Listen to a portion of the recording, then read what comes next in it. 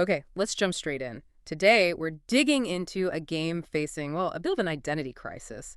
Battlefield 6. Huge launch, record-breaking even, but now it's caught in this tug of war. Yeah, exactly. Between that promise, the OG grounded roots they talked about, and then the reality of being a modern, fast, live service game, it's a real tension point. Absolutely. And that's our mission today, right? To really unpack where things stand. We've looked at community reactions, the official roadmaps, developer comments, even some of the back-end drama. hmm We're basically hitting three core areas. First, this whole debate around movement, skins, this identity thing. Then the Season 1 roadmap, maps, modes, all the new stuff. And finally, we'll get into the fixes, the progression system controversies, and yeah, some of that behind-the-scenes stuff like crediting issues. So let's start with that identity piece. The movement seems to be where it really flares up. Oh, definitely. That Reddit video, right? Showing off that super fast, slidey, jumpy movement. People called it absolutely disgusting COD-style stuff. And you can see why it hit a nerve with the veterans. I mean, Battlefield's always had this more deliberate, grounded feel. That super fast stuff just feels wrong to them. Yeah, we saw that quote from Oko Paramedic 4770, basically saying, I play Battlefield for immersion, keep the COD stuff out. It's about wanting that specific tactical feel. Totally. And the suggestions for fixing it were pretty direct. Like, make players face plant if they try that stuff. Give them a concussion effect. Huh. Yeah, basically using game mechanics to enforce the vibe. Don't break immersion or else. Which puts the devs in a bind. Are they making a game for the super skilled, high-mobility Zoomers or the more traditional tactical battle dads? It's a classic dilemma. But hang on, the developer response seemed pretty clear, didn't it? Florian basically said movement speed isn't changing much, just small tweaks, fixing clunkiness. Right. They're not slowing it down fundamentally. So if the vets are asking for that slower, traditional feel, the answer is just no. It seems like it, yeah. They're prioritizing responsiveness.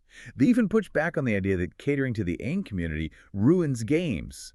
Their line was essentially, what FPS suffered from having good controls? So they see smooth controls as a universal good, even if it leans faster than some fans want. That's a big signal about their direction. And it connects directly to the aesthetics, the look and feel. Yeah. They promised cosmetics wouldn't be as goofy as Call of Duty. Which the community is policing very carefully, that bright blue camo skin. Instant controversy. Oh, yeah. People saying they wouldn't revive teammates wearing it? Yeah. That's dedication to the aesthetic. It's wild. Sacrificing gameplay for art direction shows how much it matters to them. But to be fair, the sources did note that while some skins got flacked, overall it hasn't gone full absurdity yet. Like, no Ninja Turtles running around. Heh, yeah. No Ninja Turtle, no problem. It's the new standard, apparently. Okay, so they're walking a tightrope there. Let's shift to the Season 1 content itself. Rogue Ops, starting October 28th. Right, and it's split into 3 drops. October 28th, November 18th, December 9th. And the big thing everyone wanted fixed was the maps, right? The launch maps felt too small, too congested. That was the #1 complaint, yeah. Not enough big maps. Yeah. Just constant close quarters chaos. So these new maps sound like the answer. Blackwell Fields in the 28th. Massage oil field, California setting. Yeah, comparable to New Sobek City, they said. Rolling hills, good for tanks, snipers, jets are back. Sounds like classic Battlefield scale. And then Eastwood in November. Suburban LA, golf course, destructible houses. Exactly. Street fighting, vehicles, and, yes, drivable golf carts. Okay, the golf carts are clearly peak tactical gameplay. But seriously, these maps sound like what the game needed at launch. Why hold them back? Blackwell's 18 days later, Eastwood is over a month post-launch. Well, that's the live service model, isn't it? You need big drops for the seasons. Yeah. If they launched with the perfect map pool, what's left for Season 1 that feels substantial? So ration the good stuff to keep the seasonal updates feeling big, even if the launch felt a bit thin. Arguably, yeah. It's a trade-off. Maybe short-term pain for long-term engagement, from their perspective. Tough call. Okay, what about new modes? Are they leaning traditional or modern there? A bit of both, it seems. Strike Point, coming October 28th, is 4v4, single life per round, objective-based. Win by capture or elimination. So search and destroy, basically, like COD. Pretty much, yeah. It's that tactical, high-stakes, small-team mode. Seems like a direct import of that style. Interesting choice, given the grounded roots promise. What else? Then in November, Sabotage. That's 8v8, destroying or defending caches. Yeah. Close quarters, fast respawns, more chaotic. Okay, so one for the tactical crowd, one for the constant action crowd. Hedging their bets. Seems like it. And weapons. 3 new ones in Rogue Ops. Let's hear it. SOR 300C carbine. Yeah. High damage, slower fire rate. good up close. Then the mini-fixed sniper rifle. This one's interesting. Faster fire rate, 10-round mag. Okay. And you can keep firing without breaking your aim, unlike other snipers, but lower damage per shot. So faster, more aggressive sniping. Maybe leaning towards those zoomers again. Potentially, yeah. It definitely encourages a different style. And then there's the GGH-22 sidearm, just a balanced pistol. Gotcha. And a new vehicle, too. Yep, the Traverser MK, 2 APC. 4 seats, support focus, mounted guns, plus options for a medbay or repair station. Sounds pretty useful for pushing objectives. Yeah, that sounds like a solid team play edition. And the battle pass. Focus is on choice. 4 different paths to progress through, plus a bonus 5th one if you finish the others. Yeah. Lets you pick what you unlock first. All right, good flexibility there. Okay, let's pivot now, away from the shiny new content towards the, let's call it the operational reality. Bugs, fixes, progression, drama. What's getting fixed? Well, they acknowledged a huge list of issues. Some confirmed fixes are coming, like that weird bug where running with a knife and jumping cut your speed. That's getting sorted. Okay. And the big one, vehicles not spawning on certain maps. That's apparently fixed for Cairo, Iberian Offensive, New Sobek, a few others, which is, pretty essential. Definitely essential. But what about stuff like the loadout bug, where you have to go back to the main menu to equip attachments? That's still just under investigation, right?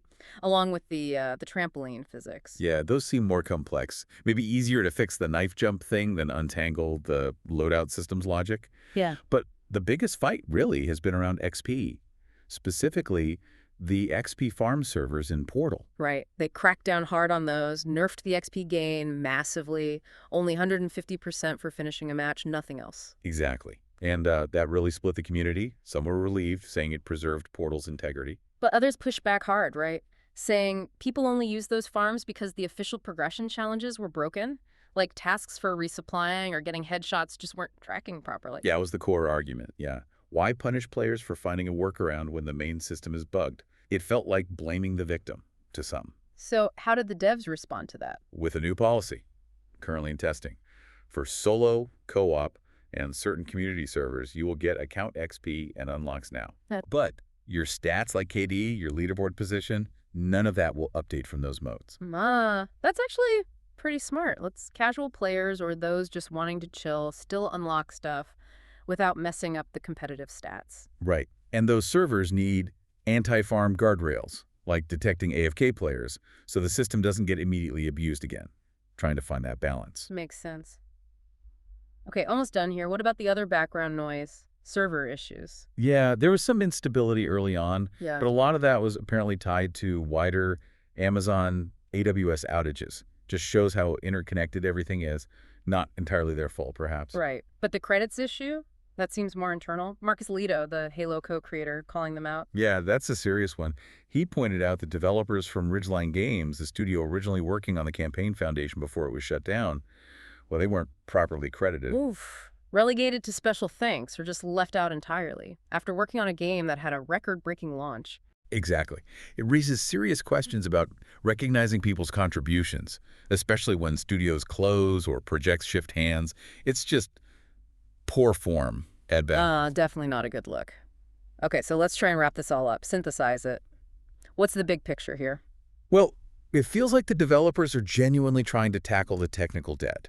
They're fixing bugs, they're delivering those big maps people scream for, they're iterating on progression, they're active. But that core tension just won't go away. Every decision, movement speed, a new weapon stats, even a skin's color, it all gets viewed through this lens. Is this classic Battlefield, or is this chasing modern trends? Precisely. They're trying to deliver what veterans remember and demand, while also needing to compete in today's market, which values speed, responsiveness, and yes, live service content drops. And all this is happening alongside these internal issues, like the credits controversy. So it leaves us with a final thought, really, for you listening. Given how intense the reaction is to any deviation from that grounded vision, especially when compared to Call of Duty, should developers maybe be less absolute in their marketing, like not promise a perfect return to the past? Or is this just the reality now? Is this level of scrutiny, this constant pressure, simply the unavoidable cost you pay when you try to bring back a beloved established franchise in today's gaming world? Something to think about.